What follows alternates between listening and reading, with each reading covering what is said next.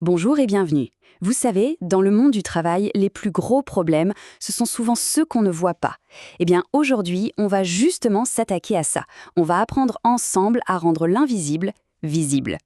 On le sait tous, parler de sujets compliqués, c'est compliqué. Surtout quand on se retrouve face à des concepts un peu flous, pleins de nuances, avec un jargon que personne ne comprend. C'est un vrai casse-tête, particulièrement dans le monde de l'entreprise. Et un exemple parfait de ça, c'est justement le sujet du jour, les risques psychosociaux ou RPS. Rien que le nom peut faire un peu peur, pas vrai? Mais pas de panique. Pour y voir plus clair, on va s'appuyer sur la méthode d'experts, ceux de l'ANACT, l'agence française qui s'occupe de l'amélioration des conditions de travail. Notre but, c'est de décortiquer ensemble cette méthode qui peut paraître un peu lourde au premier abord.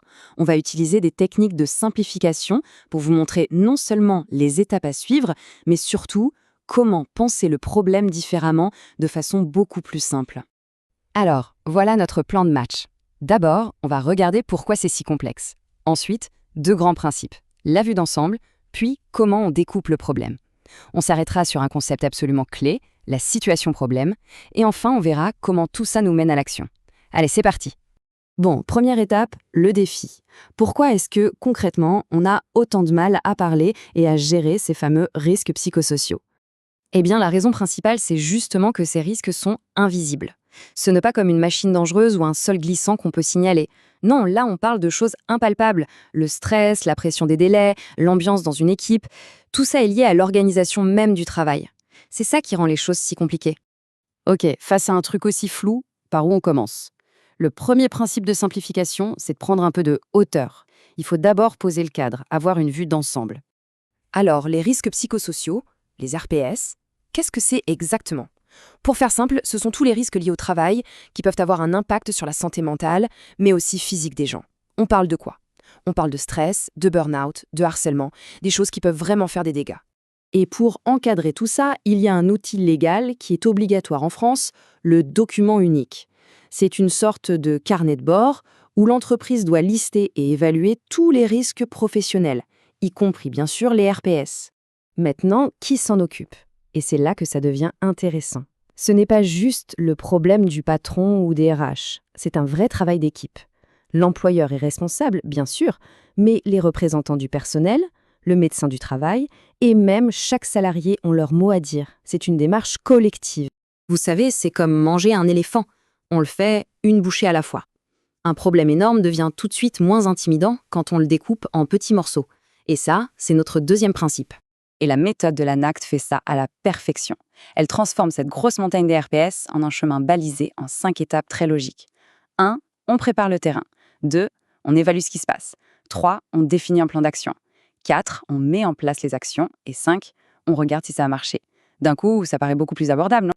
Ok, maintenant, on va zoomer sur l'étape 2, l'évaluation des risques. Parce que c'est là que se cache, à mon avis, l'idée la plus géniale de toute la méthode. La question, c'est toujours la même. Comment on fait pour évaluer un risque invisible? Comment on passe d'un «je suis stressé» ou «l'ambiance est mauvaise» à quelque chose de concret sur lequel on peut vraiment travailler? La réponse de l'ANAC est incroyablement intelligente. Ils ont créé un concept qu'ils appellent la situation-problème. L'idée, c'est un changement total de perspective. On arrête de parler du ressenti de la personne et on se focalise sur la situation de travail qui génère ce ressenti. On déplace le projecteur de la personne vers le contexte. Regardez bien la différence. Une situation problème, ce n'est pas une plainte générale du type « il y a trop de stress ». C'est un événement hyper spécifique. Par exemple, au lieu de dire « la communication est mauvaise », on va dire pendant la réunion de planification du mardi, telle personne coupe systématiquement la parole, ce qui empêche de prendre une décision. Vous voyez, on passe du flou au factuel. Ce schéma l'illustre parfaitement. On part d'une plainte, d'un ressenti qui est un peu comme un nuage de fumée. La situation problème, c'est l'outil qui nous permet de trouver d'où vient la fumée. Et en analysant cette situation précise, on identifie les vraies causes, les vrais facteurs de risque dans l'organisation du travail. Et voilà, l'invisible devient enfin visible et analysable. Du coup, en utilisant ces principes tout simples, cette méthode de l'ANACT, qui pouvait faire un peu peur au début, devient en fait une feuille de route très claire pour passer à l'action. Pour résumer ce qu'on a fait ensemble, c'est simple. On a commencé par la vue d'ensemble, c'est quoi, qui fait quoi. Ensuite, on a découpé le gros problème en 5 étapes. On s'est concentré sur l'idée centrale, la situation problème, qui est la clé de tout. Et on a utilisé des visuels pour que ce soit plus clair. Cette approche, en fait, elle marche pour n'importe quel sujet complexe. Et c'est là-dessus que j'aimerais qu'on se quitte. La grande idée à retenir, c'est ça. Arrêter de parler de problèmes flous et se concentrer sur des situations réelles et concrètes. Si on applique cette logique, on ne va pas seulement résoudre la question des RPS, on peut s'attaquer à l'inefficacité, au désengagement, au conflit. Alors la question que je vous pose, c'est quel est le prochain problème invisible que cette méthode pourrait vous aider à rendre visible dans votre organisation ?